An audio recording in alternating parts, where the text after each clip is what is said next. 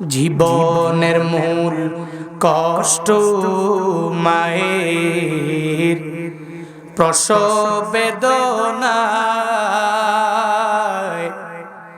সাত আসমান সাত জমিন তখন মায়েরই মাথায়। এমন মা কি কেমনে আজি, এমন মা কি কেমনে আজি যাব আমি ভুলিয়া। ও আমার প্রাণের মা, মা গো মা, কোথায় গেলে মোর ছাড়িয়া। জনম দুঃখী এতিম আমি, চায় না কেহ ফিরিয়া। জনম দুঃখী এতিম আমি, চায় না কেহ ফিরিয়া। فسبحان الذي لا يحصى امتنانه باللسان ولا بالقلم، ونشهد أن لا إله إلا الله وحده لا شريك له، لا ضد له ولا مثل له ولا مثيل له، وأشهد أن سيدنا وسندنا وحبيبنا وحبيب ربنا وطبيبنا وطبيب قلوبنا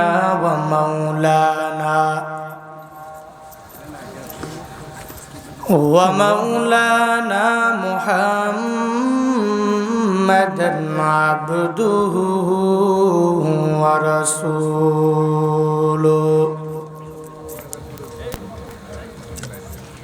صلى الله تعالى عليه وعلى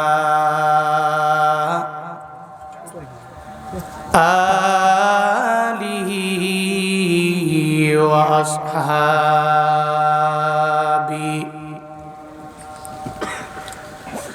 وأصحابه وبارك وسلم وبارك وسلم تسليما كثيرا كثيرا. الذي أرسله الله تعالى بالحق بشيرا ونذيرا وداعيا إلى الله بإذنه وسراجا منيرا. أما بعد فأعوذ بالله من الشيطان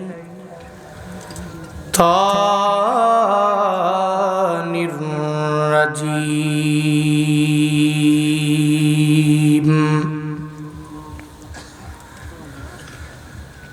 بسم الله الرحمن الرحيم.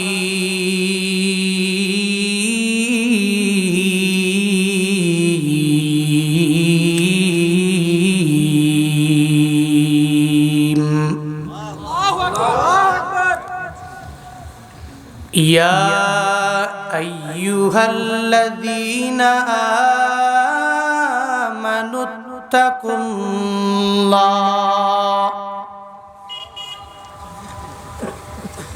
इत्तकुल्लाह वकूनू मअस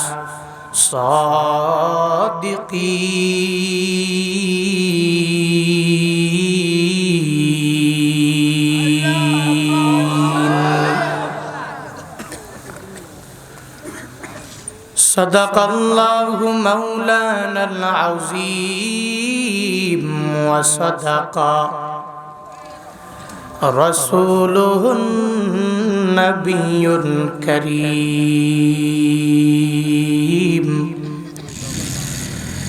व नहनु अला ज़ालिका लमिनश शाहिदीना वश्शाकिरीना वज़्ज़ाकिरीन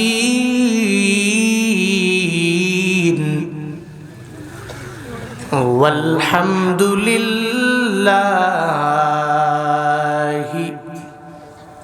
रब्बिल आलमीन।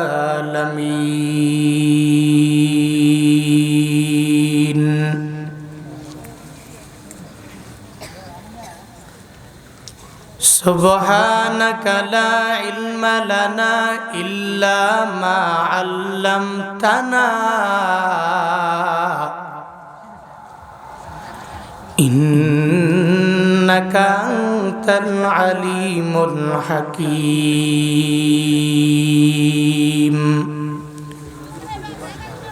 रब्बि इश्रह ली सदरी वयस्सिर ली अम्री वहलुल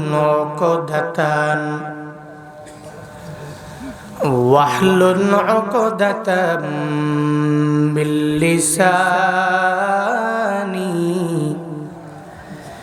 यफ़क़हू क़ौली।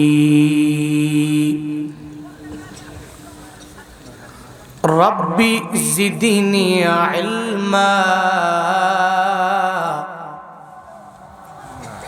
रब्बि ज़िदनी इल्मा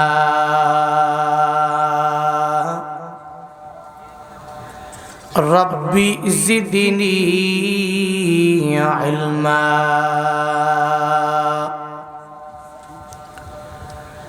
रब्बि यस्सिर वला तुअस्सिर वतम्मिम अलैना बिल खैर।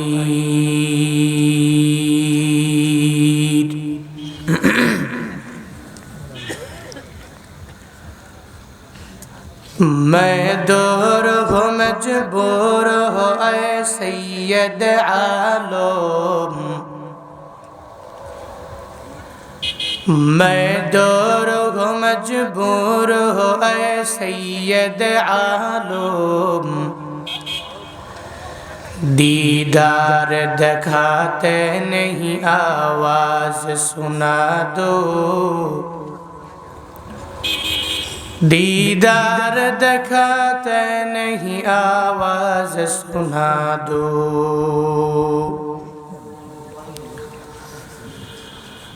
मैं सूरत यूसुफ को नहीं चाहने वाला,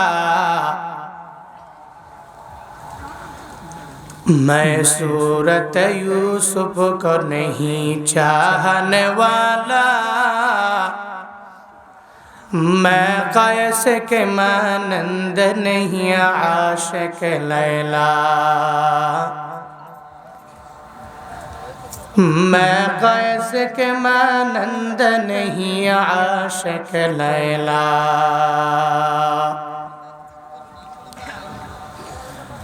मैं आशिक मौला हूँ मेरा इश्क दवाना,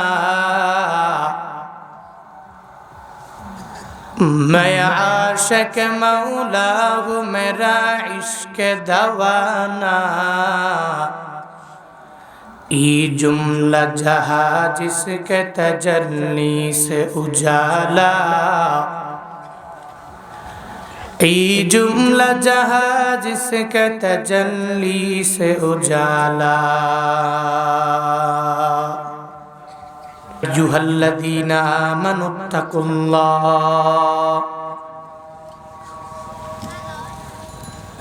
ওয়া কুনু মা'আস সাদিকিন।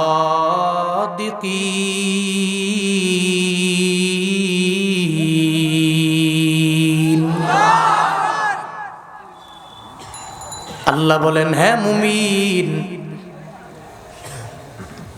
এক নম্বরে তোমাদের উদ্দেশ্যে আল্লাহর আদেশ হলো তোমরা আল্লাহকে ভয় করো। 2 নাম্বার, আল্লাহ পাক মুমিনদেরকে জানায় দেয়, হে মুমিনেরা, 2 নম্বরে সত্যবাদী যারা হয়ে যাবে এদের দলভুক্ত হয়ে যাও, এদের সংস্পর্শে যাও, চলার পথে এদের তোমরা বন্ধু বানায়া নাও। আল্লাহ পাক বলেন, 2টা আদেশ আমি আল্লাহ মুমিনদেরকে দিয়া দিলাম, অন্য কাউরে দেই নাই। বিভিন্ন আয়াতে আল্লাহ পাককে ভয় করার জন্য আল্লাহ পাক বিভিন্ন জায়গায় ইয়া আইয়ুহান নাস, হে মানব জাতি, এটা বলে মানব জাতিকে আল্লাহ সম্বোধন করেছেন। কিন্তু আল্লাহ পাক এই জায়গায় দুনিয়ার সব মানুষদেরকে আমার মাওলা বলে না। আল্লাহ পাক বলেন, হে ঈমানওয়ালারা, জান্নাতে যদি যেতে চাও, আমি রবের ভয় অন্তরের মধ্যে ঢুকাইয়া কিছু ভালো মানুষের চলার পথে তুমি বন্ধু বানায়া নাও। আর এই 2 গুণে যেই বান্দা গুণান্বিত হয়ে যাবে, এরাই খাঁটি মুমিন দুনিয়াতে হতে পারবে। আল্লাহ পাক জানায়া দিলেন, ও ঈমানওয়ালারা, আল্লাহকে ভয় করো। আল্লাহ কেন বারবার মানব জাতিরে বলে, কেন ইহুদিকে বলে, কেন নাসারাদেরকে আল্লাহ জানায়া দেয়, কেন মুসলমানের আমার মাওলা বলে, এ মুসলমানেরা, তোমরা আমি মাওলাকে ভয় করে নাও। আল্লাহ কি ভয়ঙ্কর নাকি? আল্লাহ কেন বারবার বলে আল্লাহকে ভয় করার জন্য? বলে আল্লাহ ভয়ঙ্কর না, তাহলে আল্লাহ কেন বারবার ভয় করার জন্য বলে? যেই ব্যক্তি ভয়ঙ্কর, এ শুধু মানুষের দেখলেই বলে, মানুষ তুই আমারে ভয় করবি। চলার পথে ছোট বাচ্চারাও চেহারা দেখলে অনেক পরিমাণে ভয় পাওয়া যায়।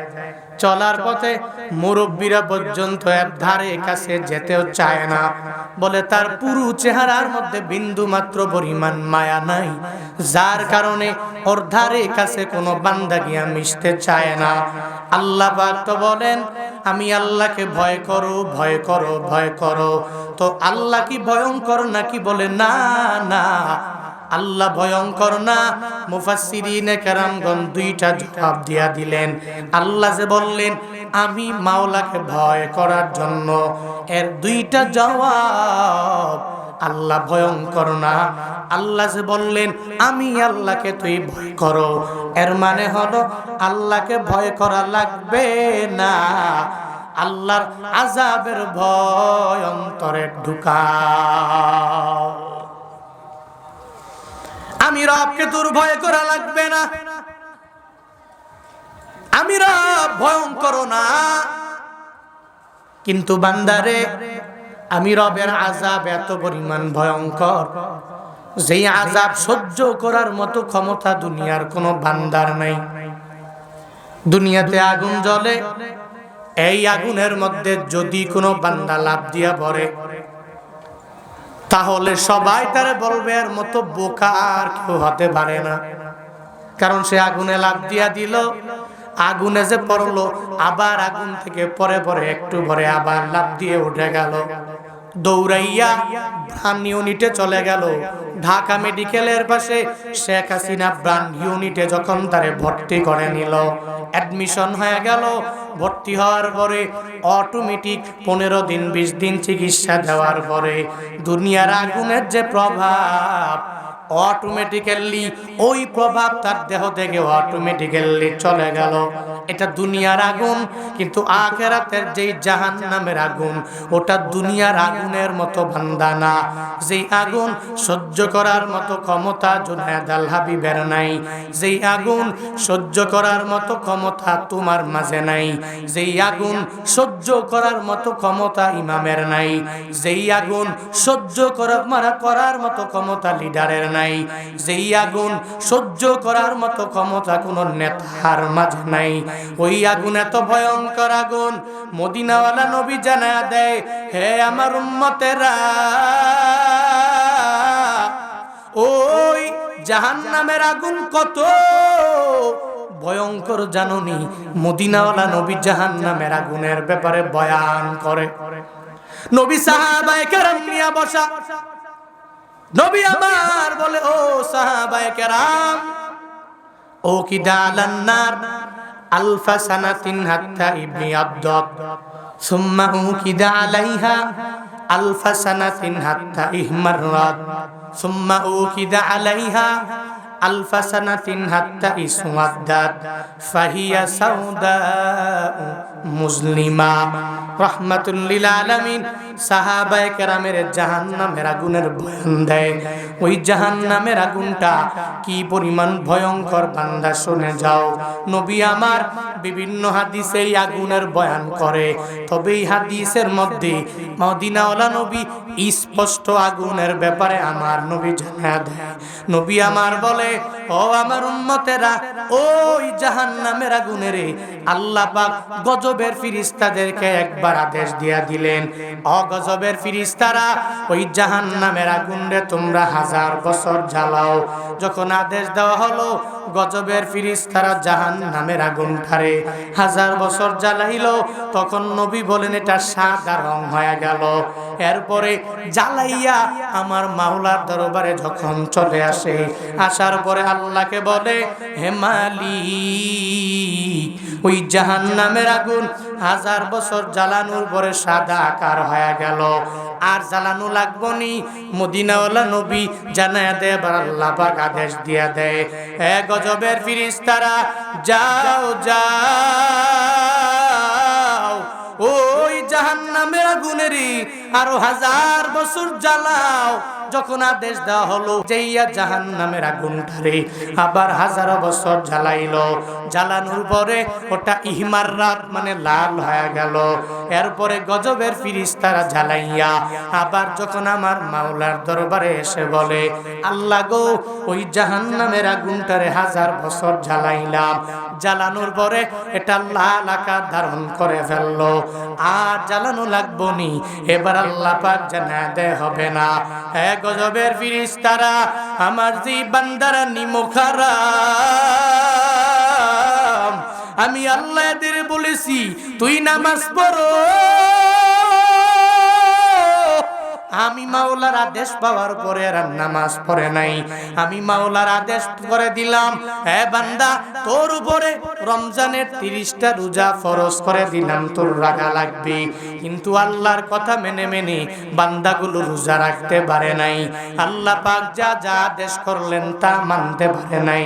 আল্লাহ কয়, হে গজবের ফেরেশতা, 1000 বছর জ্বালানোর পরে এটা সাদা হয়ে গেল, এরপরে রংটা লাল হয়ে গেল।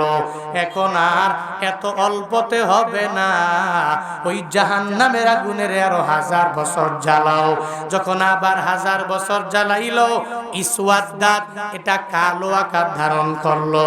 নবী বলেন, ফাহিয়া সাউদা ও মুসলিমা, এখন এটা অন্ধকারাচ্ছন্ন কালো হালাতে আছে। জাহান্নামের আগুন প্রথমে সাদা, এরপরে হয়ে গেল লাল, এরপরে কি কি প্রথমে কি সাদা, এরপরে লাল, এরপরে কালো। প্রথমে 1000 বছর উকিদা আলান নার আলফা সানাতিন হাত্তা ইবয়াদ্দাত, সাদা হয়ে গেল। এরপরে সুম্মা উকিদা আলাইহা আলফা সানাতিন, 1000 বছর জ্বালাইলো, জ্বালানোর পরে হয়ে গেল লাল। এরপরে সুম্মা উকিদা আলাইহা আলফা সানাতিন, জ্বালানো হলো ওই আগুন রে আবার আলফা সানাতিন, 1 বছর জ্বালানো হলো, তখন ইসওয়াদ্দাত এটা কালো হয়ে গেল। ফাহিয়া সাউদা মুসলিমা। নবীজি বলেন এখন এই আগুনটা অন্ধকারচ্ছন্ন একটা কালো হালাতে আছে, এটা জাহান্নামের আগুনের ছোট্ট একটা বর্ণনা। আর এই জাহান্নামের আগুনের ব্যাপারে যদি বয়ান কোনো মজলিসে করা হয়, অন্তত পক্ষে বিন্দু থেকে বিন্দু মাত্র পরিমাণ ঈমান যার ভিতরে আছে ওই ব্যক্তি ছটফট করে লাফাবে। এটা এত ভয়ঙ্কর আগুন, ওই আগুন সহ্য করার মতো ক্ষমতা কোনো বান্দার কি আছে? বলেন, বক্তা পারবে সহ্য করতে? শ্রোতা পারবে? কোন লিডার পারবে? কোন নেতা পারবে? এই জন্য তো আল্লাহ বলেন আমি রবকে তোর ভয় করার দরকার নাই, তুই আমি রবের যে ভয়াবহ আযাব, ওই আযাবের ভয় অন্তরের মধ্যে ঢুকাও না। যেই আযাব সহ্য করার মতো ক্ষমতা দুনিয়ার কোনো বান্দার মাঝে নাই। আল্লাহ পাক যে বললেন আমি আল্লাহকে ভয় করো, আল্লাহ যে বললেন ভয় করার জন্য, আল্লাহ ভয়ঙ্কর কি বলে? না না, আল্লাহ ভয়ঙ্কর না। এটা এক নাম্বার জবাব। দুই নাম্বার জবাব হলো মুফাসসিরিনে কেরামগণ বলেন আল্লাহ যে বললেন আল্লাহকে ভয় করার জন্য, তাহলে এর দুই নাম্বার জবাব হলো আল্লাহ ভয়ঙ্কর না। আল্লাহর যেরকম দয়া আছে ওই পরিমাণ আল্লাহ ভয়ঙ্কর। আল্লাহর যেরকম মায়া ওই পরিমাণ ভয় নিয়ে নিয়ে আল্লাহ চলে। আল্লাহ পাক যেরকম মাঝে মাঝে কোনো বান্দার জন্য দয়া দেখায়, আবার মাঝে মাঝে কোনো ব্যক্তির জন্য আমার মাওলা ভয়ঙ্কর হয়ে যায়। মানে যেই ব্যক্তিগুলো তাওবা করে রবের দরবারে ফিরে আসলো, ওই বান্দার জন্য আমার মাওলা দয়ালু হয়ে গেল। আর যারা আল্লাহরে মানে না, নিজের অনেক পরিমাণ বড় মনে করে, আল্লাহর কমান্ড অনুযায়ী যারা চলতে পারে না, এদের জন্য আমার মাওলা তখন দয়ার গুণটারে দেখায় না। আল্লাহ পাক অনেক পরিমাণ এদের জন্য ভয়ঙ্কর হয়ে যায়। ফেরাউনের দিকে তাকায়া দেখো, যেই ফিরাউন নিজে দাবি করে নিল আনা রাব্বুকুমুল আলা, তোমরা কোন আল্লাহরে মানো? ওই আল্লাহরে মানার দরকার নাই। আমি ফেরাউন তো তোমাদের বড় রব, আমারে মেনে নাও। আমি তোমাদের গড, আমারে মানবা। আমি সব বানাইছি, আসমান জমিন বানাইছি, তোমাদেরকেও আমি বানাইছি। আমার পাওয়ার অনেক বেশি, আমার ক্ষমতাটাও অনেক পরিমাণ বেশি। তোমরা আমাকে ভয় করবা, আমারে বড় রব বলে ঘোষণা দিয়া দিবা। আল্লাহ কয় মাঝে মাঝে আমি আল্লাহ কোন বান্দার জন্য দয়া দেখাইলাম, আবার কারো জন্য আমি আল্লাহ দয়ার গুণটাকে দেখাইতে পারি না। এদের জন্য আমি আল্লাহ এত পরিমাণ ভয়ঙ্কর হয়ে যাই। ওই ফেরাউনের আমি আল্লাহ বড় লিডার বানাইছি। আমি আল্লাহ এর এত পরিমাণ ক্ষমতা দিয়ে দিলাম, কিন্তু ফেরাউন আমার মাওলারে পর্যন্ত মানে নাই। না মেনে আবার মুসা নবীর বিরোধিতা করে, আবার নিজের বড় ইলা বলে সবার কাছে ঘোষণা দিয়া দেয়। আল্লাহ কয় ওই ফেরাউনের জন্য আমি মাওলা দয়া দেখাইতে পারি না। ওই ফেরাউনের জন্য আমি আল্লাহ কঠিন কালেও মায়া দেখাইতে পারি না। এর জন্য আমি আল্লাহ অনেক পরিমাণে ভয়ঙ্কর হয়ে গেলাম। নমরুদের ব্যাপারেও আমি আল্লাহ অনেক পরিমাণে ভয়ঙ্কর হয়ে গেলাম। আবু জাহালের ব্যাপারে আমি আল্লাহ অনেক পরিমাণে ভয়ঙ্কর হয়ে গেলাম। উতবা সাহেবের ব্যাপারে আমি মাওলা বড় ভয়ঙ্কর হয়ে গেলাম। আল্লাহ কয় এদের জন্য আমি আল্লাহ দয়ার গুণটারে দেখাইতে পারি না। আমি আল্লাহ মাঝে মাঝে এত পরিমাণ রাগান্বিত হয়ে গেলাম, তখন তো এদের জন্য দয়ার গুণটাকে আমি আল্লাহ দেখাই না। আল্লাহ কয় আমি আল্লাহ দুইটা গুণ নিয়ে আসমান চালাই, আমি আল্লাহ দুইটা গুণ নিয়ে জমিনটারে চালাই। ওয়ার্ডের মেম্বার ও তো দুইটা গুণ নিয়ে চলে, এক নম্বরে দয়া আর এক নম্বরে রাগ। মেম্বারের গুণ কয়টা? জোরে বলেন কয়টা? মেম্বারের গুণ দুইটা, এক নম্বরে দয়া আর এক নম্বরে হলো রাগ। এটার দুইটা গুণ, এই দুইটা গুণ নিয়ে উনি চলে। কেন? ওয়ার্ডকে পরিচালনা করার জন্য দুইটা গুণ লাগবে। কয়টা গুণ লাগবে? দুইটা গুণ লাগবে। এখন ওয়ার্ডের মধ্যে, সমাজের মধ্যে যে চোর, ওর জন্য তো আর দয়া দেখাবে না। যে দুষ্টামি করে, অপরাধ করে, অন্যায় করে, ওর বেলায় রাগের গুণটাকে প্রয়োগ করবে আর দয়ার গুণটাকে প্রয়োগ করবে এলাকায় ভালো মানুষ যিনি আছেন, যিনি ইমাম, যিনি খতিব, যিনি ভালো মানুষ, অন্যায় কাজ করে না, যার দ্বারা কোনো অপরাধ হয় না, ভালো ভালো কাজগুলো করে, তখন এর জন্য তো মেম্বার দয়ার গুণটা অটোমেটিক দেখাতে হবে, না হয়তো সে নেতা হবে না। কারণ নেতার গুণাবলীর মধ্যে দেখেন, সব গুণাবলীর মধ্যে একটা গুণ আছে, নেতার দয়াও থাকা লাগবে, রাগও থাকা লাগবে। ইউনিয়নের চেয়ারম্যান, তার দুইটা গুণ থাকা লাগবে, এক নম্বরে দয়ার গুণ আর এক নম্বরে রাগের গুণ। খারাপ লাগতেছে নাকি আপনাদের? মেম্বার অফ পার্লামেন্ট, ওনারা দুইটা গুণ, এক নম্বরে দয়া আর এক নম্বরে রাগ। এই দুইটা গুণ নিয়ে উনি ওনার উপজেলাকে পরিচালনা করে। বাংলাদেশের প্রধানমন্ত্রী, উনিও দুইটা গুণ নিয়ে চলবে, এক নম্বরে দয়া আর এক নম্বরে রাগ। এই দুই গুণে যে গুণান্বিত হতে পারবে না, ও খাঁটি লিডারও হতে পারবে না, ও ভালো নেতাও হতে পারবে না। এক নাগারে যদি খালি দয়া হয়, তাহলে বলেন তো ওয়ার্ডের মধ্যে আর কি ভালো মানুষ থাকবে না চুরে ভরে যাবে? চুরে ভরে যাবে। আর যদি রাগী হয়, রাগ দিতে দিতে একটা পর্যায়ে এমন হয়ে যাবে সবই শুরু হয়ে গেল, ভালো মানুষ আর নাই। কারণ ভালো মানুষের বেলায় যে বিচার করে, খারাপের বেলায় একই বিচার করে। কিন্তু না, দুইটা গুণে গুণান্বিত হতে হয়। তো দুনিয়াতে যদি কোনো নেতার দুইটা গুণে গুণান্বিত হওয়া লাগে, এই নেতার নেতাকে জোরে বলেন, এই নেতাদের নেতাকে আল্লাহ বলেন, আমি আল্লাহ হলাম লিডারদের বড় লিডার। আসমান বানাইলাম আমি আল্লাহ, জমিন বানাইলাম, সব আমি আল্লাহর বানানো। আমি আল্লাহ নেতাদের বড় নেতা।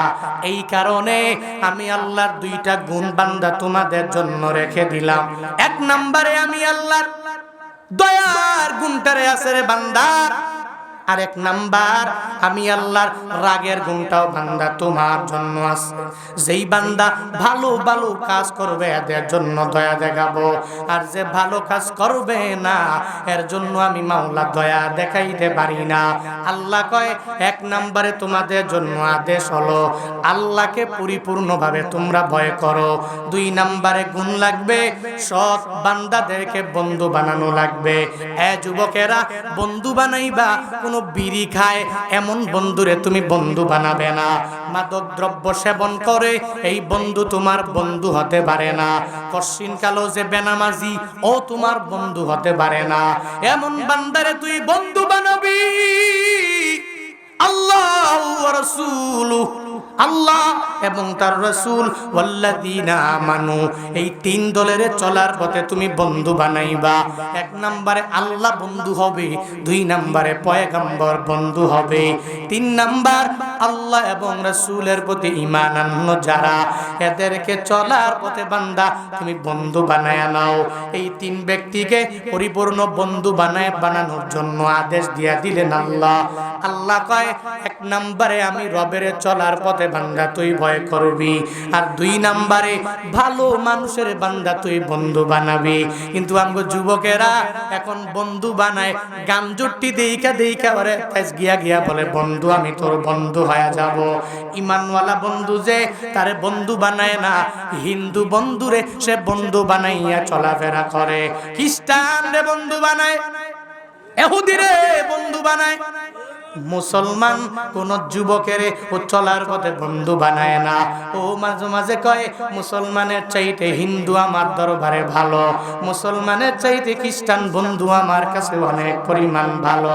না রে বাবারা, চলার পথে ঈমানওয়ালা আল্লাহ এবং রাসূলের চলার পথে তুমি তোমার সঙ্গী বানায় নাও।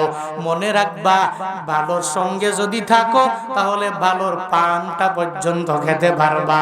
কথায় আছে না, ভালোর সঙ্গে থাকলে খায় ভালোর পান, আর খারাপের সাথে থাকলে কাটে দুই কান, ঠিক কিনা? ভালোর সঙ্গে থাকলে খায় ভালোর পান, ঠিক নেই? ভালোর সঙ্গে থাকলে ভালো কইবে যে আসো তোমার আমি পান খাওয়াবো, আর খারাপের সঙ্গে থাকবা একদিন, দুই দিন, তিন দিন, 4 দিন পরে তোমার দুই কান কেটে দিবে। এর মানে কান কেটে দিবে এমনটা না, তোমার এসে ফুসলায়া ফাসলায়া তার সোহবতে যাওয়ার পরে, সংস্পর্শে যাওয়ার পরে ও যে খারাপ কাজগুলো করে, এই সব খারাপ কাজগুলো তোমাকে দিয়া করাবে। আর এজন্যই তো মাঝে মাঝে উলামায়ে কেরাম বলে, তুমি চলার পথে তোমার একজন পরামর্শদাতা রাখবা, একজন উপদেষ্টা রাখবা, একজন মুরব্বী রাখবা, যার মাথা হাতে তুমি চলবা। মুরব্বী যেমনে যেমনে বলে ওটা মেনে মেনে চলবা। মুরব্বী ডানে বললে ডানে যাবা, বামে বললে বামে যাবা। হ্যাঁ, যদি কোরআন এবং হাদিস থেকে বলে যাবা, কোরআন এবং হাদিসের বাহিরে যদি বলে তাহলে দরকার নাই। আর আল্লাহর আনুগত্য আগে, 2 নাম্বার রাসূলের আনুগত্য, 3 নম্বরে উলুল আমরের আনুগত্য। আল্লাহ পাক বলছেন আতিউল্লাহ ওয়া রাসূল ওয়া উলিল আমরি মিনকুম, তোমরা 3 জনকে তোমাদের চলার পথে ইতোয়াত করো, আনুগত্য করো। 1 নম্বরে আল্লাহ, 2 নম্বরে রাসূল, 3 নম্বরে হচ্ছে উলুল আমর। ওই আল্লাহ এবং রাসূলকে মেনে মেনে তোমাদের মধ্যকার যে ব্যক্তি নেতা হয়ে গেল, এই লিডারকে তুমি চলার পথে ইতোয়াত করো, ইত্তেবা করো, ফলো করো। কিন্তু মুসলমানেরা কেমন আজ হয়ে গেল? এই মুসলমানেরা চলার পথে বন্ধু কোনো মুসলমানরে বানায় না, চলার পথে হিন্দুরে এত পরিমাণ বন্ধু বানায় নেয়। আপনাদের সমাজে হিন্দুরা আছে না নাই? আসেনি? প্রায় এলাকা হিন্দু। হিন্দুদের ধর্মের বিরুদ্ধে বলি না, কিন্তু মুসলমানেরা মাঝে মাঝে দেখা যায় ওই মুসলিমদের মুদি দোকানটা বাদ দিয়া দিল, মুসলিমদের রেস্টুরেন্ট বাদ দিয়া দিল। মনে মনে চিন্তা করে আমি হিন্দুর সাথে ওঠা বসা করব, হিন্দুর সাথে হবে আমার চলাফেরা, হিন্দুর দোকান থেকে আমি কিনবো, হিন্দুর দোকান থেকে আমি ক্রয় করব, আবার হিন্দুর কাছে আমি বিক্রি করব। এক কথায় ওই হিন্দু বন্ধুর এত পরিমাণ বন্ধু বানায় নেয়। না রে বান্দারা, আল্লাহ রাসূল আর ঈমানওয়ালা সারা যদি তুমি কাউরে চলার পথে বন্ধু বানাও, আর হিন্দু আর বৌদ্ধ খ্রিস্টানদেরকে যদি বন্ধু বানাও, তাহলে আল্লাহ কয় ফালাইসা মিনাল্লাহ, আমি মাওলার সাথে বান্দা তোর কোনো সম্পর্ক নাই, আমি মাওলার সাথে কোনো সম্পর্ক নাই। চলার পথে ভালো মানুষের বন্ধু বানাও, ভালো মানুষের সংস্পর্শে যাও। মানুষ ভালো মানুষের সংস্পর্শে দুনিয়াতে যারা চলে গেল, এদের কি পরিমাণ ফায়দা হয়েছে একটু শুনে যাও। আল্লামা কুতুবউদ্দিন বখতিয়ার কাকির জামানা, বড় ওলি কামেল কুতুবউদ্দিন বখতিয়ার কাকির জামানায় একজন ডাকাত ছিল। ওই ডাকাত 40 জন ডাকাতের বড় লিডার, বড় নেতা হইয়া প্রতিদিন ডাকাতি করার জন্য রাতের বেলা বের হয়ে যায়। ওনার ঘরের মধ্যে আল্লাহ পাক এমন আল্লাহওয়ালা একটা নারী দিয়া দিলেন, মানে মাঝে মাঝে দেখবেন সন্ত্রাসদের বউ অনেক পরিমাণে ভালো হয়, ডাকাতের বউরা ভালো হয়, চুরের বউয়েরা অনেক পরিমাণে ভালো হয়। আমার পরিচিত সাভারে যখন আমার বাবা মাদ্রাসা মসজিদ নিয়া যখন খেদমত করত, ওই জায়গায় আমরা পরিবার সহ ওই জায়গার মধ্যে ছিলাম। একজন ছিল নাম করা ডাকাত, অনেক পরিমাণে চাঁদাবাজ আর সন্ত্রাস, কিন্তু ওনার বউ হুজুরদেরকে এত পরিমাণ মহাব্বত করে। হুজুরেরা যখন হুজুরদেরকে দাওয়াত দিয়া ঘরের মধ্যে নিয়ে আসে, নিজের যা আছে ঘরের মধ্যে রান্না করে করে মজা করে হুজুরেরা খাওয়ায়। আমি তখন চিন্তা করলাম, কি রে সন্ত্রাসের বউ এমন আল্লাহওয়ালা কেমনে হয়ে গেল। এবার ইতিহাস পড়ে পড়ে দেখলাম পৃথিবীতে যত বড় বড় সন্ত্রাসী যারা, দুর্নীতি করে যারা, অন্যায় করে যারা, অপরাধ করে যারা, এদের বউ অনেক পরিমাণে আল্লাহওয়ালা হয়ে যায়। ওই ডাকাতের লিডার যার নাম হলো বসিরউদ্দিন, ওই বসিরউদ্দিন ডাকাত হইয়া ঘরের মধ্যে প্রতিদিন যাওয়ার পরে তার স্ত্রী তারে জানায়া দেয়, হ্যাঁ স্বামী আমার, আমার আর এত টাকা লাগবে না, তুমি ভালো পথে চলো, ভালো পথে চলে চলে যা আমাদেরকে আইনা দিবা, সুন্দর করে আমরা খেতে পারবো, সুন্দর করে আমরা চলতে পারবো। বউ হইয়া স্বামীরে যখন বারবার উপদেশ দিয়া দেয়, কিন্তু স্বামী তো স্ত্রীর কথাগুলো মানতে চায় না। স্ত্রী বারবার বলে, বসিরউদ্দিন তুমি তোমার সব সাঙ্গ পাঙ্কদেরকে লইয়া প্রতিদিন ডাকাতি করার কোনো প্রয়োজন নাই। ডাকাতি করে করে এই টাকা দিয়া ঘরের মধ্যে কোনো বরকত হবে না। এটা বান্দার হক, নষ্ট করা যাবে না, মানুষের উপর জুলুম করা যাবে না, মানুষের উপর কষ্টিনকালেও নির্যাতন করা যাবে না রে। বসিরউদ্দিনের তার বউ যখন বারবার বলে, মানতে চায় না। একদিন বসিরউদ্দিনের সামনে বসায় স্ত্রী বলে, স্বামী আমার, তোমার কবরে আমি যাব না, আমার ছেলে যাবে না, আমার মেয়ে যাবে না, আমার কেউ যাবে না। ওই কবরে তুমি একা। কবরে যাওয়ার পরে কি জবাব স্বামী তুমি দিয়া দিবা?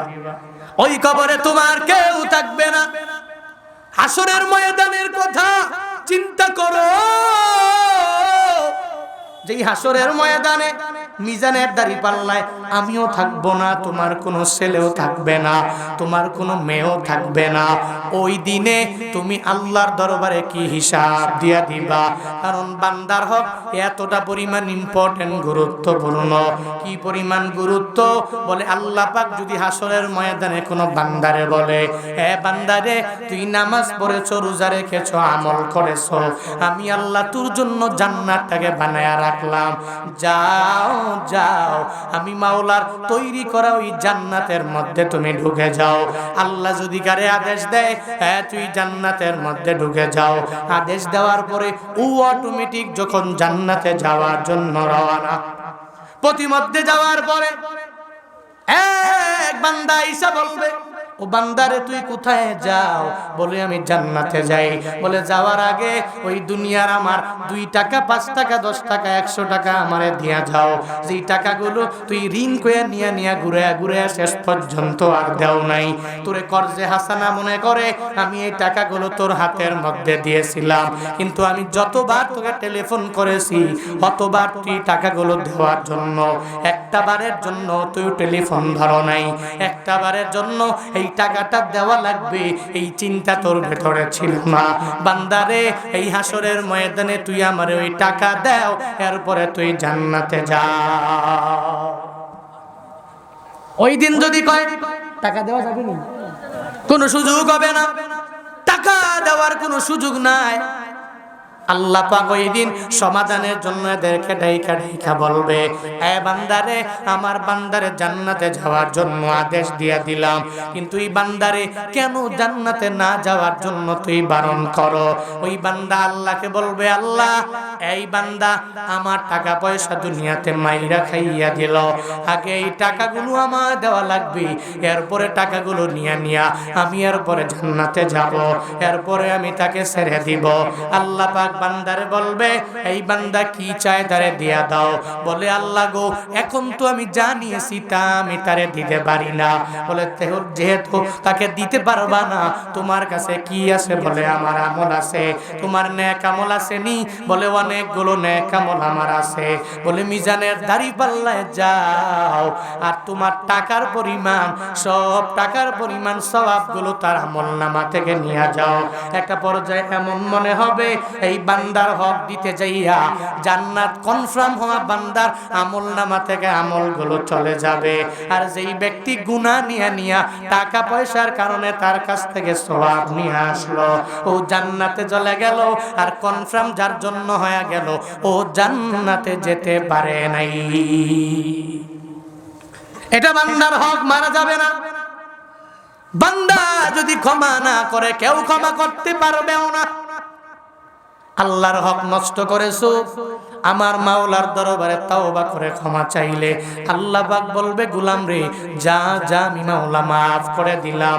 কিন্তু তুই যদি বান্দার হক যদি মাইরা খাও, তাহলে বান্দা যদি মাফ না করে, পৃথিবীর কোনো ব্যক্তি তোমারে মাফ করতে পারবে না, আমার আল্লাহ পর্যন্ত মাফ করতে পারবে না। স্ত্রী যখন বসিরউদ্দিনের সামনে বসাইয়া এই বয়ান দিয়া দেয়, বসিরউদ্দিন এক কান দিয়া ঢুকাইলো আর এক কান দিয়া বের করে দিল।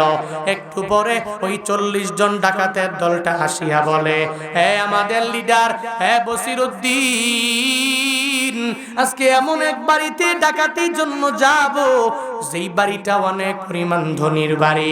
ওই বাড়িতে একবার ডাকাতি করতে পারলে আমরা পুরা জিন্দেগিটা বসে বসে খেতে পারবো। বসিরউদ্দিন বলে, তাহলে দ্রুত দেরি করে লাভ নাই, চলো চলো ডাকাতির জন্য চলে যাব। 40 জন সাঙ্গ লইয়া এই সঙ্গীগুলোকে নিয়ে যখন রওনা হয়ে যায়, পথিমধ্যে যাওয়ার পরে একটা জঙ্গল, একটা গহীন জঙ্গলের মধ্যে যারা যখন যখন ঢুকে গেল, শুনতে পায় বসিরউদ্দিন একটা ছোট্ট ছেলে কোন জায়গায় যেন গুনগুনায় গুনগুনায় কান্না করে। এবার বসিরউদ্দিন চিন্তা করে এই গহীন জঙ্গলের মধ্যে বাচ্চার কান্না কেন, কোত্থেকে এই বাচ্চা আসলো, যেই বাচ্চা গুনগুনায় আমার মাওলার দরবারে কি যেন বলে। বসিরউদ্দিন তার সঙ্গীদের জানায় দেয়, সঙ্গীরা তোমরা দাঁড়াও, আমি এমন এক জায়গায় যাব যেই জায়গায় কোনো একটা ছোট্ট বাচ্চা মনে হয় গুনগুন গুনগুন করে কান্না করে।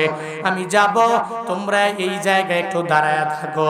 ওই 40 জন সঙ্গীদেরকে দাঁড় করাইয়া যখন একটা গহীন জঙ্গলে ঢুকে যায়, যায় দেখে একটা ছোট্ট ঘরের মধ্যে একটা ছোট্ট বাচ্চা চোখের পানি ফালায় আর আমার মাওলার দরবারে কান্না করে। ও দয়ার মালিক, তুমি আমার মা বাবা, আমার ছোটবেলায় তুমি আমার কাছ থেকে নিয়ে চলে গেলা। ও দয়ার মালিক, আমি আমার মা বাবা হারাইছি, আমি মাদ্রাসায় পড়ি, ওই মাদ্রাসার মধ্যে আমি টাকার অভাবে তেল কিনে হারিকেন জ্বালাইয়া আমি পড়তে পারি না। আল্লাহ গো, আজকে যদি আমার মা বাবা দুনিয়ার মধ্যে থাকতো, তাহলে মা বাবা আমারে টাকা দিয়া দিয়া তেল কেনে হারিকেন জ্বালানোর মতো ব্যবস্থা করে দিত। আমি মাদ্রাসায় আমার বন্ধুদের সঙ্গে রাতের বেলা এই কোরআনটা তিলাওয়াত করে করে করে করে করে ফজরের পরে আমার উস্তাদদেরকে আমি কোরআনের সবকটা শোনাতাম। কিন্তু আল্লাহ গো, তুমি আমার মাটাও দুনিয়া থেকে নিয়ে চলে গেলা, আমার বাবাকেও তুমি দুনিয়া থেকে নিয়ে চলে গেলা, আমার মতো এতিম কেউ নাই। চোখের পানি ফালাইয়া ছোট্ট বাচ্চাটা মা বাবার জন্য কান্না করে। ও সিরাজগঞ্জের মুসলমানেরা, কত ছোট আমরা, যতই যখন বড় হয়ে গেলাম, বড় হওয়ার পরে মা বাবা যখন দুনিয়া থেকে বিদায় নিয়ে চলে গেল, মাঝে মাঝে কি মনে হয় আমার টাকা পয়সা হয়েছে, কিন্তু মা বাবা যদি দুনিয়া থেকে বিদায় হয়ে যায়, তাহলে কশিনকালে ওই টাকা ওই মা বাবার ওই গ্যাপটারে পূরণ করতে পারবে না। আমার সুন্দরী রমণী হয়েছে, আমার ছেলে মেয়ের অভাব নাই, কিন্তু আমার ছেলে মেয়ে, আমার বউ, আমার পৃথিবীর সব বন্ধুরা মিলাইয়া আমার মা বাবার গ্যাপ পূরণ করতে পারবে না, ঠিক কিনা? পারবে? গ্যাপ পূরণ করতে পারবে। মা বাবা যদি কোনো ব্যক্তি হারায়, তো বড় হয়ে হারায় গেলে এরপরেও দেখবেন মুরব্বী মানুষ আব্বা আম্মার কথা বলে চোখের পানি ফালায়, উনি নিজেই কবরে চলে যাবে এমন ভাব, বৃদ্ধ হয়ে গেল, এরপর আব্বা আম্মার কথা বলার পরে চোখের পানি ফেলা কান্না করে। কেন? ও জানে যে মা বাবার গ্যাপ আমি পৃথিবীর কিছু দিয়ে পূরণ করতে পারবো না। এটা গ্যাপ হয়েছে তো হয়েছে। আর ছোট্ট বাচ্চা মানুষ ও গুনগুনায় কান্দে, আল্লাহ তুমি আমার মায়ের নিয়ে গেছো, আমার বাবারেও নিয়ে গেছো, যদি এরা থাকতো তাহলে টাকা পয়সা দিয়ে আমাকে তেল কিনে দিত, আমি ওই তেল দিয়ে হারিকেন জ্বালাইতাম, হারিকেন জ্বালানোর পরে আমি সুন্দর করে কোরআন তিলাওয়াত করতাম, কোরআন হিফজ করতাম, মুখস্থ করতাম, অন্তত পক্ষে আমার বাকি বন্ধুদের সঙ্গে মিলাইয়া সুন্দর করে আমি ফজরের নামাজের পরে আমার আসাতিজায়ে কেরাম যারা, এদের সামনে গিয়ে আমি সবক শোনাইতাম। কিন্তু আমার মা নাই, বাবা নাই, এই কারণে আমি পারি না, চোখের পানি ফেলায় কান্দে। সুবহানাল্লাহ পড়বেন না? আরো জোরে পড়বেন না সুবহানাল্লাহ? আব্বা আম্মা জরুর মিয়া মনে করেন তো মাঝে মাঝে বউয়ের কথা একটা বলছে মাপমার বিরুদ্ধে, লাইগা গেছেন কি আব্বা আম্মার বিরুদ্ধে, বউয়ের কথা কি প্রায়োরিটি দিলেন, আব্বা আম্মার কথাটা কি গুরুত্বই দেন না? আপনার ছেলে একটা কথা বলছে, দাদি আমার একটা কথা বলছে, আপনি ছেলের কথাটাই ধরলেন, কিন্তু আপনার মায়ের কথা ধরেন নাই। আপনার মেয়ে একটা কথা বললো, দাদা আমার একটা কথা বলছে, আপনি মেয়ের কথা ধরলেন, কিন্তু আপনার বাবার কথা ধরলেন না। মনে রাখবেন, পৃথিবীতে আপনার মা, আপনার বাবা আপনার যেই পরিমাণ মহাব্বত করে, আসমানের নিচে জমিনের উপরে এরকম নিঃস্বার্থ ভালোবাসা আর একজনও দিতে পারে না। কি মনে হয় দিতে পারে? আমার মনে হয় না। জীবনের মূল কষ্ট মায়ের, প্রসব বেদনায়, সাত আসমান সাত জমিন তখন মায়েরই মাথায়। জীবনের মূল কষ্ট মায়ের প্রসব বেদনায়, সাত আসমান সাত জমিন তখন মায়েরই মাথায়। এমন মা কি কেমনে আজি, এমন মা কি কেমনে আজি যাব আমি ভুলিয়া। ও আমার প্রাণের মা, মা গো মা, কোথায় গেলে মোর ছাড়িয়া। জনম দুঃখী এতিম আমি, চায় না কেহ ফিরিয়া। জনম দুঃখী এতিম আমি, চায় না কেহ ফিরিয়া। আমি যখন ছিলাম আমার মায়েরি উদরে, চলাফেরা করতেন যে মায় কত কষ্ট করে। আমি যখন ছিলাম আমার মায়েরি উদরে, চলাফেরা করতেন যে মায় কত কষ্ট করে। আমার সুন্দর মুখ দেখে মায়ের, আমার সুন্দর মুখ দেখে মায়ের ব্যথা যায় দেয় হাসায়া। ও আমার প্রাণের মা, মা গো মা, কোথায় গেলে মোর ছাড়িয়া। জনম দুঃখী এতিম আমি, চায় না কেহ ফিরিয়া। জনম দুঃখী এতিম আমি, চায় না কেহ ফিরিয়া। জনম দুঃখী এতিম আমি, চায় না কেহ ফিরিয়া। মারহাবা পড়বেন না? আরো জোরে পড়বেন না মারহাবা? মায়ের মতো কষ্টগুলো দুনিয়াতে আপনার জন্য বউ করবে? হ্যাঁ, বউ করবে। বউয়ের জায়গায় বউ, মায়ের জায়গায় মা, বাবার জায়গায় বাবা, শ্বশুরের জায়গায় শ্বশুর, শাশুড়ির জায়গায় শাশুড়ি, শালা সম্বন্ধীর জায়গায় শালা সম্বন্ধী, ভাইয়ের জায়গায় ভাই। আল্লাহ পাক বিবেক নামক আদালত দিয়েছেন। কারো মনে কষ্ট দেওয়া যাবে না, সবাই নিয়ে মিলেমিশে চলা লাগবে। পারবো তো ইনশাআল্লাহ? আল্লাহ পাক আব্বা আম্মা যাদের নাই, কবর জান্নাতের বাগান বানায় দেন। যাদের আছে, আব্বা আম্মার খেদমত করার তৌফিক দান করেন। সকলেই পড়ি আমিন। ছোট্ট বাচ্চা গুনগুনে কান্না করে, আল্লাহরে কয়, আল্লাহ আমার মা নাই, বাবা নাই। বসির উদ্দিন মনে মনে চিন্তা করে, ছেলেটা কেন কান্না করে।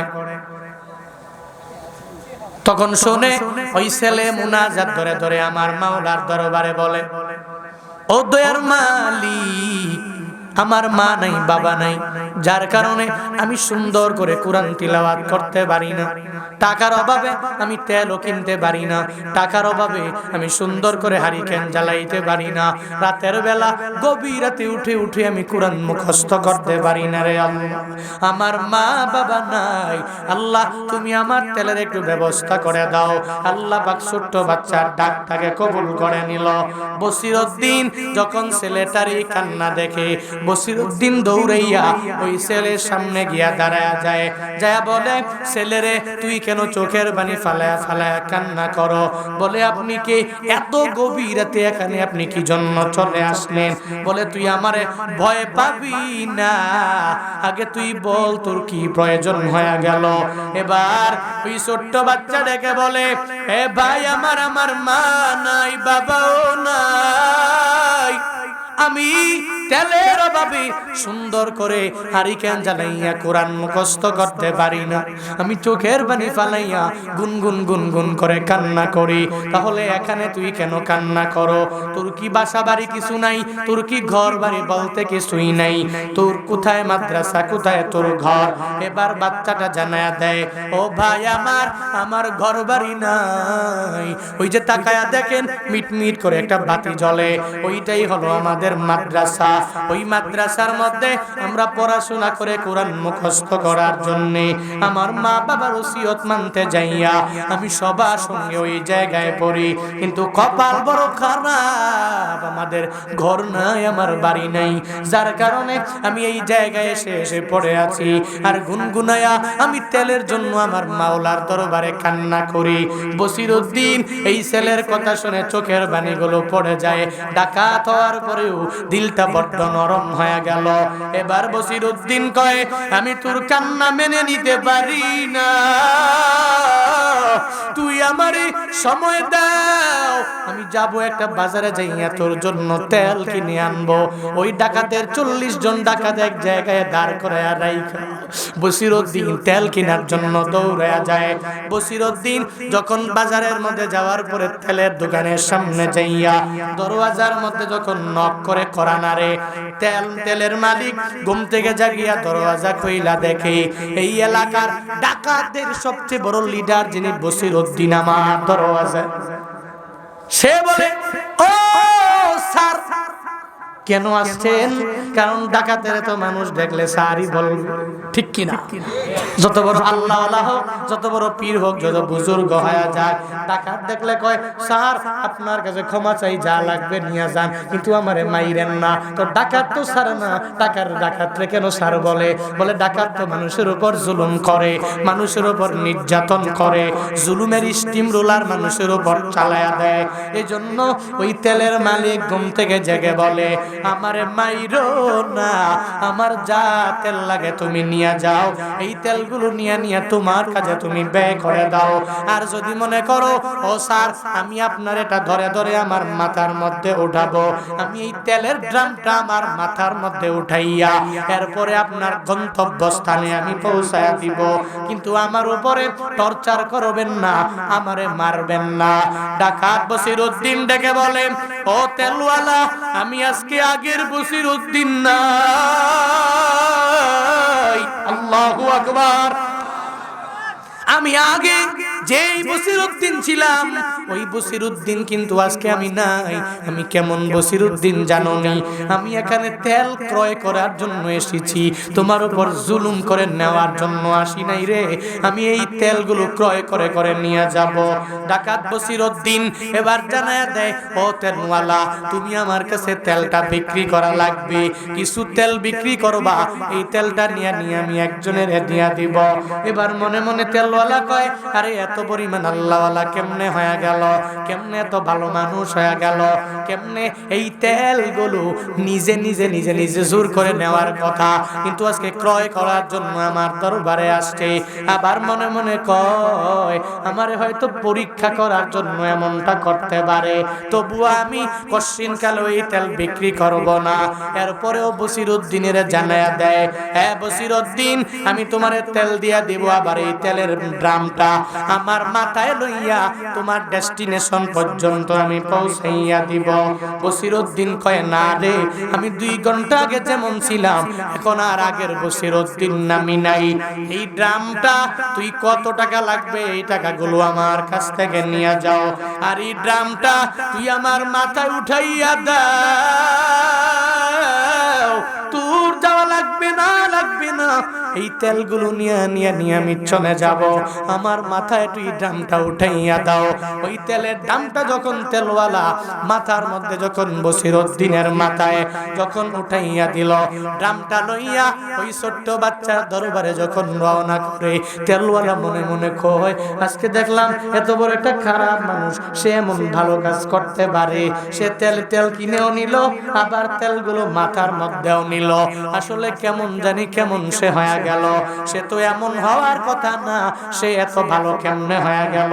এই চিন্তা করে আর বসিরউদ্দিন ওদিকে তেলের দাম নিয়ে ওই ছোট্ট ঘরের মধ্যে যখন চলে যায়, ওই এতিমের দরবারে, যেই এতিমের দুনিয়াতে মাও নাই বাবাও নাই, তার দরবারে যায় কয়, এই তেলের দামটা আমি তোমার জন্য আনলাম, ধরো।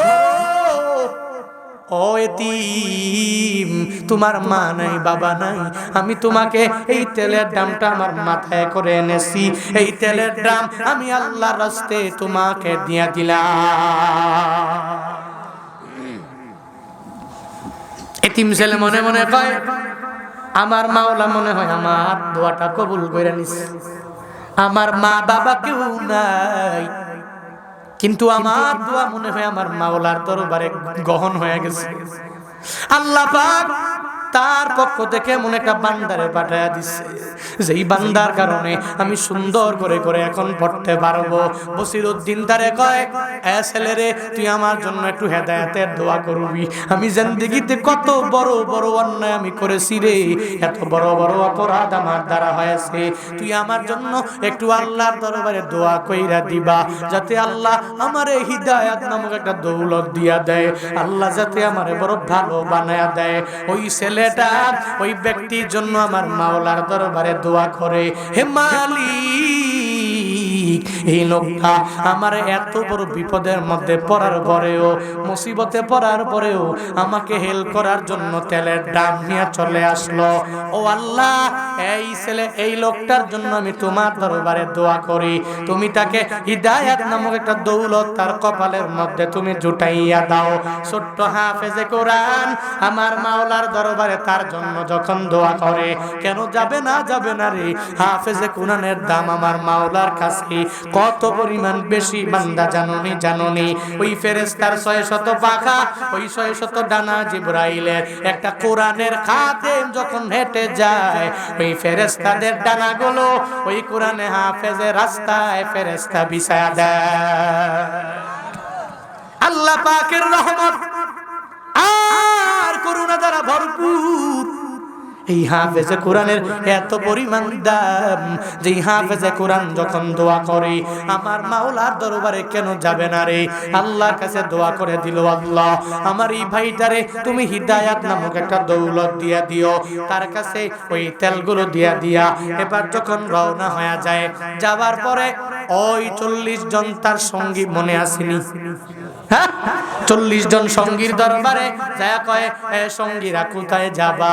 সঙ্গীরা মনে মনে কয়, সে কি কয়, আরে আনলাম তোমরা ডাকাতি করার জন্য, কিন্তু হঠাৎ করে সে আমাদের জিগায় তোমরা কোথায় যাবা? এবার তার সাথের লোকেরা বলে, ও বসিরউদ্দিন লিডার, তোমার সঙ্গে লইয়া লইয়া এই রাতের বেলা একটা ধনির বাড়িতে আমরা ডাকাতি করার জন্য যাব। চলো চলো, দেরি হয়ে যাবে, ফজরের আজান দিয়া দিলে আর ডাকাতি করা যাবে না, মানুষগুলো ঘুম থেকে জাগ্রত হয়ে যাবে, দেরি করো না, চলো চলো ডাকাতির জন্য চলে যাই। সবাই রে সঙ্গে লইয়া চলো চলো, আর দেরি করা যাবে না। বসিরউদ্দিনেদের জানায়া দেহে ডাকাতেরা, না কশিন গেল সম্ভব না, আমি বসিরউদ্দিন এমন এক হাফেজে কোরআনের দরবারে আমি গিয়েছি, তার কারণে আমার আল্লাহ মনে হয় আমার পরিবর্তন কইরা দিছে রে। ও আমার 40 জন সঙ্গীরা, তোমরা শুনে নাও, শুনে নাও, শুনে নাও রে, তোমরা আজকে ডাকাতি করার জন্য যাইতে পারো, কিন্তু আমি লিডার হতে পারি, আমি নেতা হতে পারি, আমার দ্বারা কশিন গেল মানুষের উপর জুলুম করা সম্ভব হবে না, মানুষের উপর নির্যাতন করা সম্ভব হবে না। সাথে সাথে বসিরউদ্দিন 40 জন বন্ধুরে জানায়া দেয়, বন্ধুরা বিদায় দাও, আর জীবনে কোনো ডাকাতির পাল্লায় আমরা পড়ব না, আমরা কোনো মানুষের উপর জুলুম করব না। সঙ্গে সঙ্গে ওই বন্ধুদের কাছ থেকে যখন বিদায় নিয়ে চলে যায়, বাড়িতে যাওয়ার পরে ওই ঘরের মধ্যে না ঢোকার আগে তার বউয়ের একটা দোয়া যখন সে শুনতে পায়, বউটা মুসল্লা বিছাইয়া আমার আল্লাহ দরবারে কান্না করে আর আল্লাহকে বলে, ও দয়ার মালিক, আমার স্বামী ইসলাম বুঝে না, আমার স্বামী তোমার বিন্দু মাত্র পরিমাণ চিনতে পারে নাই গো, আমার স্বামী সুন্দর করে ইসলাম মেনে মেনে চলতে পারে না, কোনো ভালো কাজ তার দ্বারা সম্ভব হয় না, সে শুধু অন্যায় কাজের মধ্যে নিমজ্জিত হয়ে যায়, মানুষের উপর জুলুম করে, মানুষের উপর নির্যাতন করে গো আল্লাহ, আমার স্বামী ডাকাতির জন্য চলে গেল, তুমি আমার ডাকাতি করার স্বামী কশিন গেল মানুষের কাছে ধরা খাওয়াইও না, আমার স্বামীরে অন্য কোন ব্যক্তি মায়ের খাওয়াইও না। যখন বারবার ওই স্বামীর জন্য তার স্ত্রী যখন আল্লাহর দরবারে দুইটা হাত বাড়াইয়া যখন বারবার দোয়া করে, আল্লাহর দরবারে দোয়া করে, স্বামী মনে মনে কয় আমার স্ত্রী বুঝি আমার জন্য দোয়া করে, আমি ডাকাতি করতে গেলাম কিন্তু আমার স্ত্রী আমার জন্য দোয়া করে, হায় রে এতদিন পর্যন্ত এই স্ত্রীরে আমি ভুল বুঝাবুঝি করলাম, স্ত্রীরে ভুল বুঝলাম, এই স্ত্রী তো আমার খারাপ চায় না, ভালোই তো চায়, আমার স্ত্রী আমারে তো আল্লাহর পথের প্রতীক বানাইতে যায়, আমার স্ত্রী আমার জান্নাতের পথের প্রতীক বানাইতে যায়, না রে না, আমার স্ত্রী রে আমার শত্রু ভাবা ঠিক হবে না, দৌড়াইয়া দরওয়াজা খুলিয়া ঘরে যায় বলে, ও স্ত্রী আমার, তুমি আমারে যে ডাকাতির জন্য পুরা জিন্দেগিতে বারবার বারণ করলা, আমারে তুমি নিষেধ করলা গো, আমি আর তোমার বারণ মানবো, আমি আর ডাকাতি করব না, আমি আর চুরি করব না, আমি আর মানুষের হক মাইরা খাবো না, আমি আর অন্যায় করব না, মানুষের উপর জুলুম করব না, আমি দুর্নীতি করব না, আমি মানুষের উপর অত্যাচার করব না গো স্ত্রী, আমরা দুইজনে মিলে আল্লাহর কাজ করব, এই টুকটাক ইনকাম করব, যা পাবো দুইজনে মিলে পোলাপানগুলো নিয়ে সুন্দর করে চলবো, যাতে করে পরিবারটাকে চালানো যায়, ওই ইনকাম করব, মানুষের হক মাইরা আমরা খাবো না। স্ত্রীকে সঙ্গে লইয়া আমার মাওলার দরবারে দোয়া দিয়া কান্না আরম্ভ করে দিল। রাতের বেলায় যখন ঘুমায় যায়, আমার মাওলা স্বপ্ন যুগে বসিরউদ্দিনের জানায়া দিল, ও বসিরউদ্দিন রে, তুই এত পরিমাণ অন্যায় করলি, অপরাধ করলি রে, আমি মাওলার দরবারে ওই হাফেজে কোরআনকে দেওয়ার কারণে তুই আমি মাওলার কাছে এত গ্রহণ হয়ে গেলি, তোর জিন্দেগীর সব গুনাহ মাফ করে করে আমি আল্লাহ তোরে আমার খাঁটি বন্ধু বানায়া নিলাম। আরো জোরে পড়বেন না সুবহানাল্লাহ, আরো জোরে পড়বেন না মারহাবা। তোরে আমি আল্লাহ আমার বন্ধু বানায়া নিলাম। রাতের বেলা স্বপ্নে দেখলো, আল্লাহ কয়, ওই বসিরউদ্দিন, তোরে আমি আল্লাহ ওলি বানায়া দিলাম, আমার বন্ধু বানায়া নিলাম। যখন স্বপ্নে দেখছে, মাথা তো নষ্ট, কিরে আমি তো মনে হয় ওলি হয়ে গেছি, আল্লাহর খাঁটি বন্ধু হয়ে গেছি। কুতুবউদ্দিন বখতিয়ার কাকি কেমন ওলি, দুনিয়ার জামানার বর্তমানের ওলিদের মতো না, এমন ওলি যার পুরো জিন্দেগিতে আসরের 4 রাকাত সুন্নত নামাজ ছুটে নাই। সুবহানাল্লাহ পড়ে না, আরো জোরে পড়ে না। হে মিয়া, আসরের 4 রাকাত সুন্নত আমরা তো পড়ি না, আমরা তো, আমার মনে হয় যে এখানে এমন আছে পুরো জিন্দেগিতে আসরের নামাজের 4 রাকাত সুন্নত পড়ে নাই, 7 বছরের জিন্দেগিতে। কিন্তু উনি ওনার পুরো লাইফে এই 4 রাকাত আসরের সুন্নত একবারও মিস দেয় নাই। এত বড় ওলি, উনার দরবারে চলে যায় স্বামী আর স্ত্রী, সকালবেলা উঠা, ওলি সাহেব কুতুবউদ্দিন বখতিয়ার কাকি, কয় কে রে? বসিরউদ্দিন। আরে চিনি তো, জমানার সবচেয়ে বড় ডাকাত তুমি, এত বড় ডাকাতি করো, ডাকাতদের লিডার তুমি, আমার দরবারে ডাকাত কেন? সব ঘটনা খুলে বলল। কুতুবউদ্দিন বখতিয়ার কাকি কয়, আমি তোমার জিজ্ঞেস করেছি এমনিতেই না, আমি তোমার চেহারা দেখেই বুঝতে পেরেছি আল্লাহ পাকের খাঁটি খাঁটি বান্দা তুমি হয়ে গেছো। আরো জোরে পড়বেন না সুবহানাল্লাহ, আরো জোরে পড়েন মারহাবা। ও মিয়া, পৃথিবীতে একটা ভালো মানুষের সংস্পর্শে গেলে আল্লাহ পাক তার হিদায়াত দেয়, যদি কপালে থাকে অটোমেটিক আসবে। আবার কপালে যদি হিদায়াত না থাকে যতই চেষ্টা করবেন হবে না। কপালে হিদায়াত ছিল, ছোট্ট এক হাফেজে কোরআন যার কাছে গেছে, যাওয়ার পরে এত তার দামি হয়ে গেল, হেদায়েত পাওয়া গেল, ডাকাতি ডাকাতি সাইরা নিজের আল্লাহওয়ালা বানায় নিল, ওলি বানায় নিল। চাচা আবু তালেব নবীর চাচা, আপন চাচা হওয়ার পরেও কালেমা জুড়ছিনি কপালে, হিদায়াত জুড়ছিনি। নবী তো কত কান্না করেছে ওনার জন্য। চাচা আবু তালেব যখন শয্যাশায়ী বিছানায় যাইতো, নবী বারবার যায় আর চাচারে গিয়া জানায়া দেয়, চাচা গো তুমি তো জিন্দেগিতে আমার প্রটোকলটা কম দাও নাই গো চাচা। মক্কাতে আমার মা ছিল না, বাবা ছিল না, আমার কেউ ছিল না। চাচা রে, আমার মা নাই, আমার বাবা নাই, আমার দাদাও নাই, কিন্তু তুমি আমারে প্রটোকল দিয়া দিয়া বড় করলা। ও চাচা, আজকে যখন মৃত্যু সজ্জায় যখন শায়িত হয়ে গেলা, তুমি আমার হাতে কালিমা পরে পরে মুসলমান হয়ে যাও।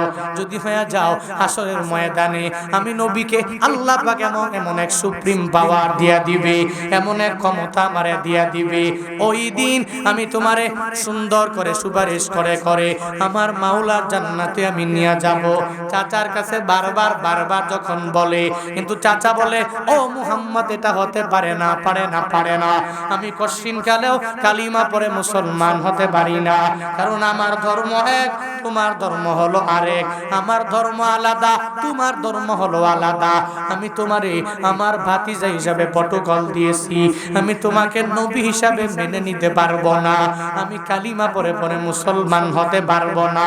যখন এই কথা বলে, এবার চাচার সামনে নবী আমার বসে বসে চোখের বাড়ি ফালাইয়া নবী যখন কান্দে, চাচা গো হাসরের ময়দানে আপনি জাহান্নামে যাবেন, এটা তো আমি কশিন কালেও মেনে নিতে পারি না গো চাচা।